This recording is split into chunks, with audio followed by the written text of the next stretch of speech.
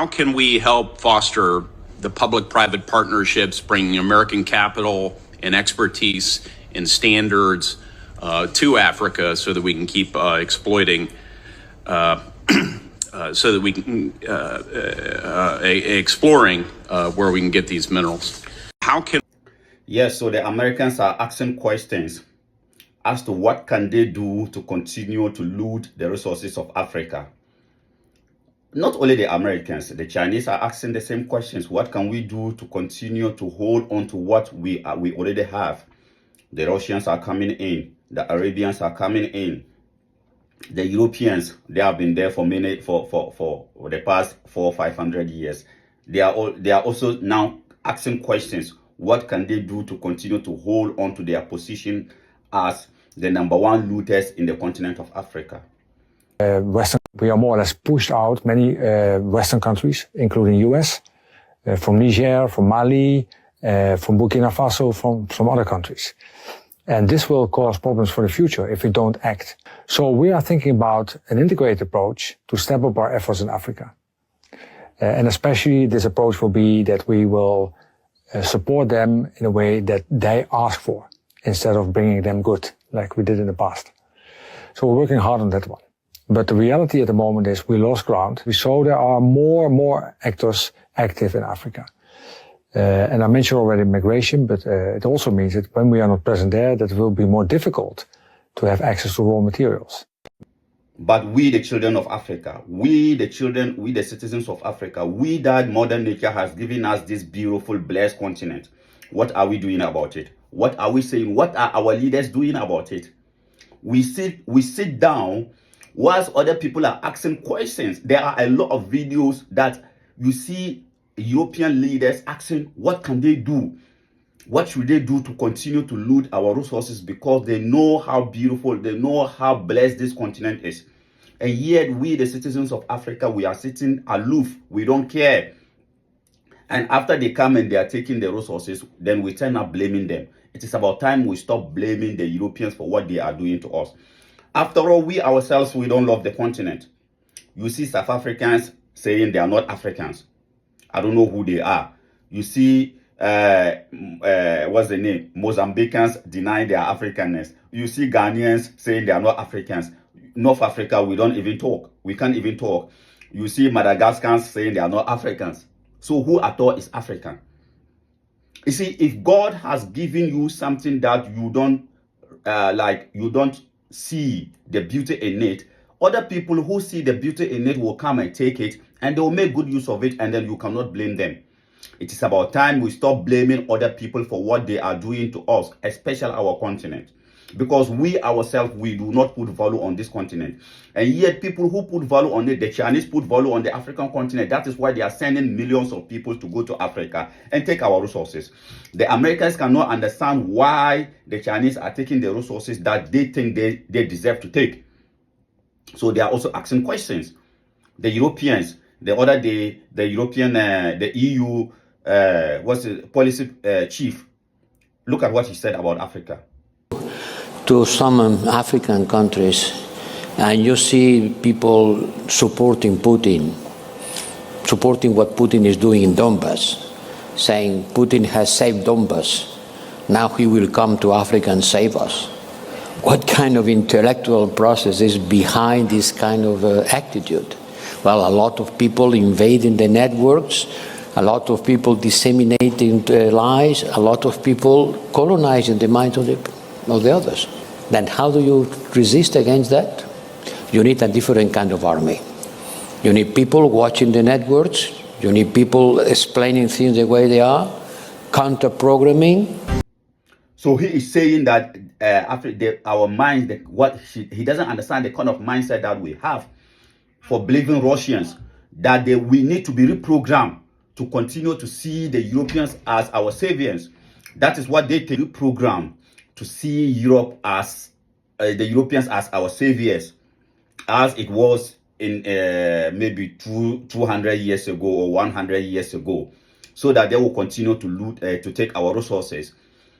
The other day, it was a French general talking about what can they do. Everybody is asking questions as to what can they do to continue to take, because they see the value that Africa has. They can see. But we, the children of Africa, for some reason, we are not even focusing on that. All that we do is the African Union. What is the African Union doing about it? All that the African Union is doing is strengthening democracy, talking about democracy, talking about democracy. Now, democracy we go chop. Now, democracy, and this is why we need leaders like those in the Sahel, because for some reason, they are the only people who care about the resources of Africa.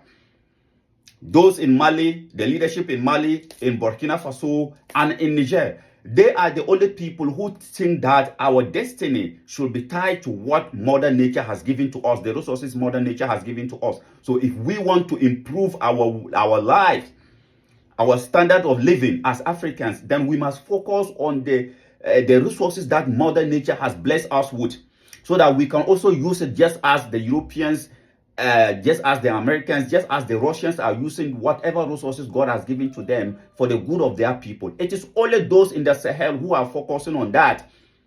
But for some reason, all of the rest of our leaders, they don't care. And then we, the citizens, we are not bothered.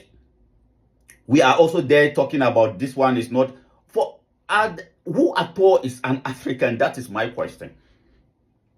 How come we don't care when we see people like this talking about what can they do to continue to exploit Africa?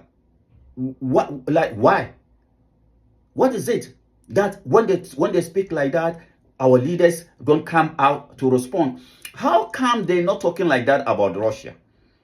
How come they are not saying the same thing about Saudi Arabia? How come we never see the European leadership saying, oh, maybe we should do this, we should reprogram the Saudis, we should reprogram the Arabs, we should reprogram the Chinese? Because what value are they putting on us? Is it that we ourselves, we don't value ourselves? That is why they think like that about us? Because that is how it is. If you don't put value on yourself, nobody will value you.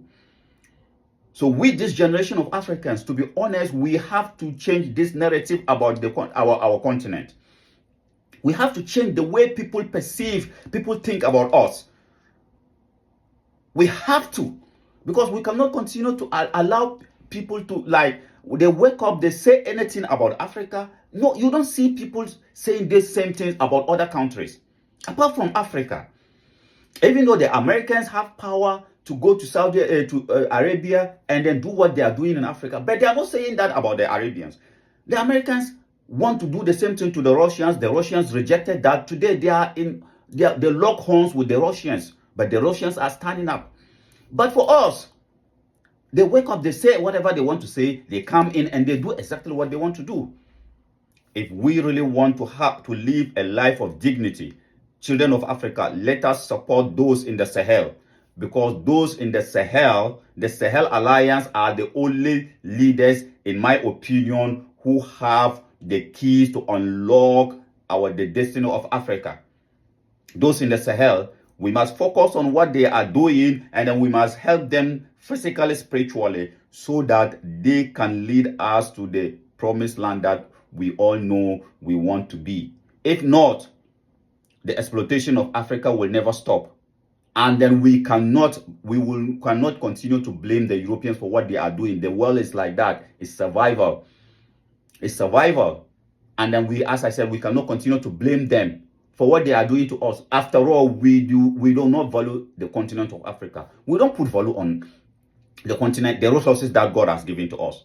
We do not put value on it. And those who see the need or the value of that resources, let them come and take it. The other day, one guy was talking about how God has given the poor countries the gold, the resources, and God has given them, the rich countries, the desire for that resources.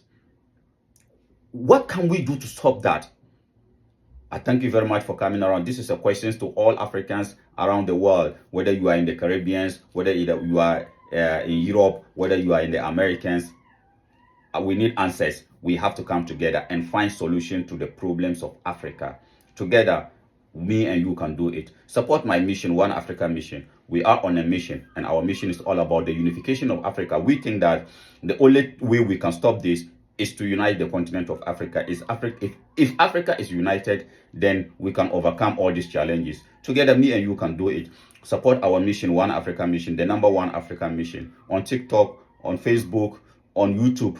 Follow us. Share what we are doing. Subscribe. Those of you who haven't subscribed, subscribe. Let us all together fight for a united, better Africa, for the next generation of Africans. We cannot continue to be disrespected all over the world as we are being disrespected today. Thank you very much for coming around.